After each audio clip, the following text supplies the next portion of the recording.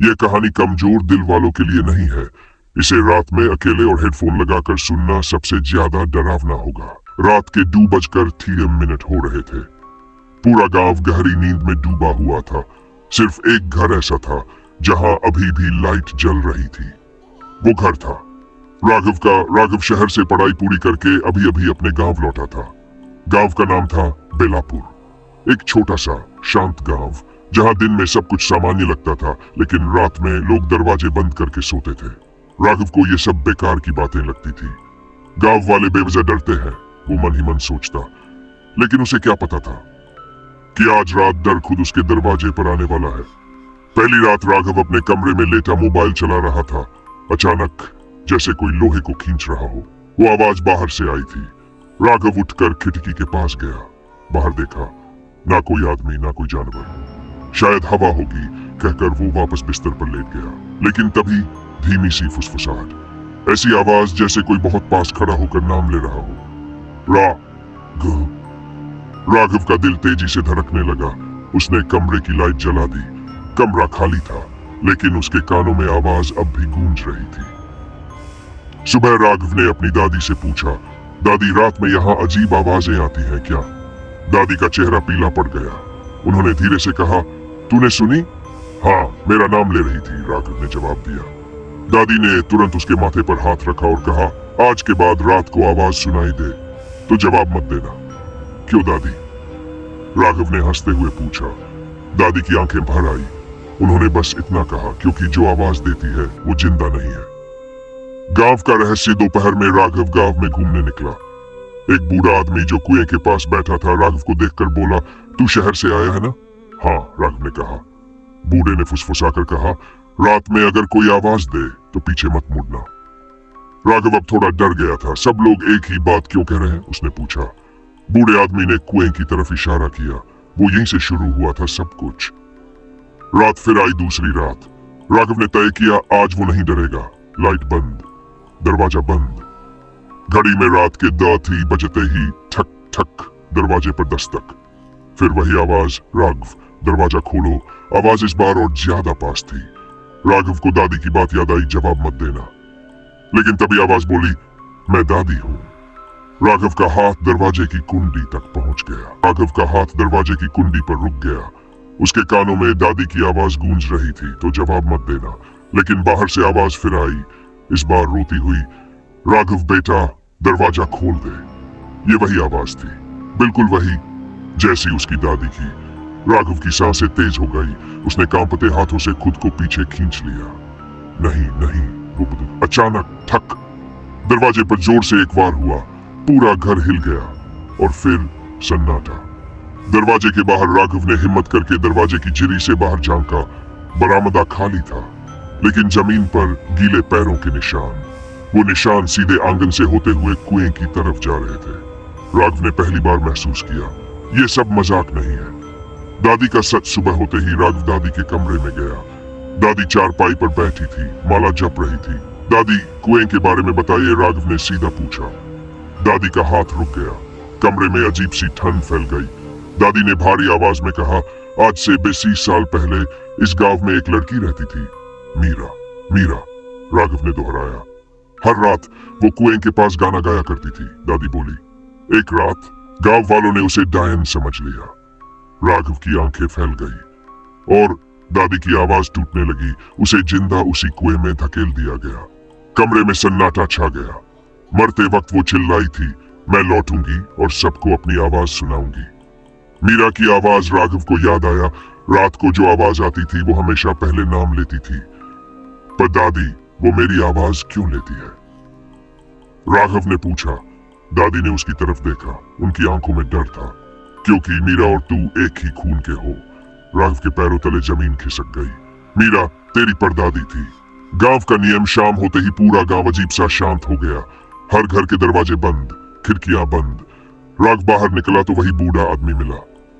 आज अमावस है, उसने कहा। आज वो कुएं से बाहर आती है। अगर वो आवाज दे और कोई जवाब दे दे।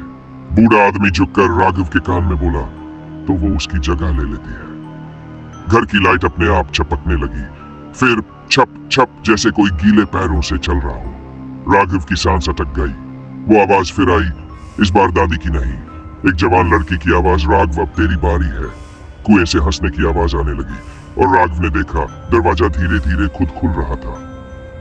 दरवाजा धीरे धीरे पूरी तरह खुल चुका था। राघव का शरीर जैसे सुन्न पड़ गया हो। घर के बाहर कोई दिखाई नहीं दे रहा था, लेकिन छप गीले पैरों की आवाज अब कमरे के अंदर आ चुकी थी। राघव ने पीछे मुड़कर देखा। फर्श पर गीले पैरों के निशान सीधे उसके पलंग तक आ रहे थे और फिर रुक गए। आईने के सामने कमरे के कोने में रखा आईना अपने आप हिलने लगा। आईने में पहले राघव का ही अक्स दिखा, फिर उसके पीछे एक और परछाई उभरी, लंबे गीले बाल, पीली आंखें और टूटा हुआ चेहरा। आईने से धीमी हंसी की आवाज आई, राघव ने आंखें बंद कर ली। तू मेरी जगह लेगा। कुएं की ओर खिंचाव राघव को महसूस हुआ, जैसे कोई उसे खींच रहा हो। उसके पैर अपने आप घर से बाहर निकल पड़े। पूरा गांव मुर्दों की तरह शांत था। हर घर बंद, कोई रोशनी नहीं, सिर्फ चांदनी और कुआं। कुएं के पास पहुंचते ही ठंडी हवा का झोंका आया। कुएं से आवाज आई, देख, यहां मेरी दुनिया है। कुएं के अंदर राघव ने नीचे झांका। पानी नहीं था, सिर्फ अंधेरा, और उसी अंधेरे में चेहरे, सैकड़ों चेहरे, और सब उसकी तरफ देख रहे थे। फिर मीरा सामने आई। अब वो जवान नहीं थी, उसका शरीर अधा जला, हड्डियों से चिपका हुआ। उन्होंने मुझे मारा, मीरा बोली।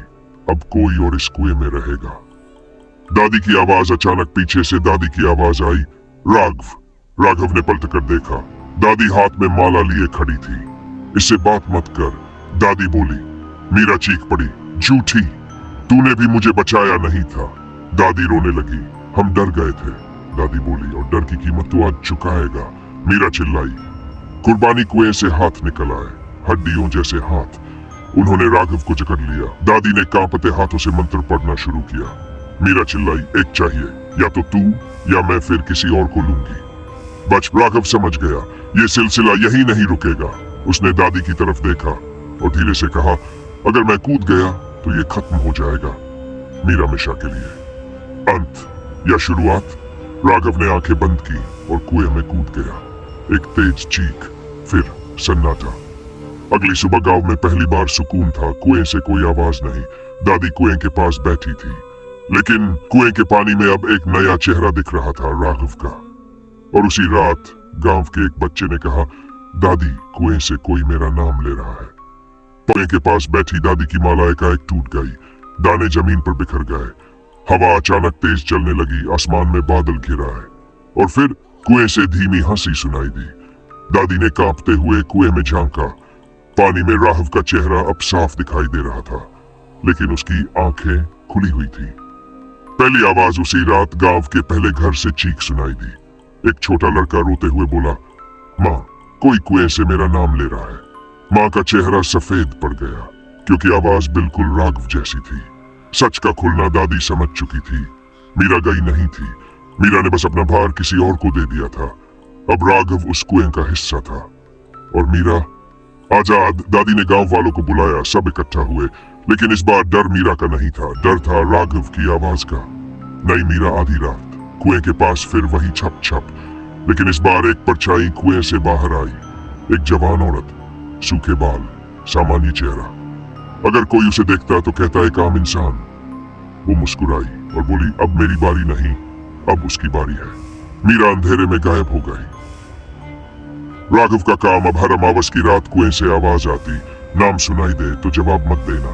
लेकिन आवाज मीरा जैसी नहीं थी। वो थी राघव की, जो सबसे ज्यादा उसी को पुकारती थी जो डरता था।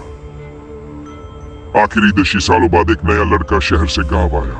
पहली रात, घड़ी में समय हुआ। दूध इतने दिन कुएं से आवाज आई, अरे तू नया है ना? लड़के ने डरते हुए पूछा। कुएं से जवाब आया, मैं राघव हूं, और यहाँ हर कोई थोड़ी देर के लिए ही रहता है। अंतिम सच, कुआं किसी को नहीं मारता, डर इंसान को खींचता है, और जो एक बार सुन ले वो कभी पूरी तरह बाहर नहीं आता। आज भी अगर आप किसी गांव में रात के सन्नाटे में किसी कुएं के पास से गुजरे और कोई आवाज आपका नाम ले, तो याद रखना, जवाब मत देना। अगर आपको ये हॉरर स्टोरी पसंद आई हो तो प्लीज वीडियो को लाइक करें और चैनल को सब्सक्राइब करना ना भूलें। आपका सिर्फ 1 लाइक और 1 सब्सक्राइब मेरे लिए बहुत बड़ी मोटिवेशन है। एक छोटा सा कमेंट मेरी मेहनत को और ताकत देता है। Thank you so much. YouTube family.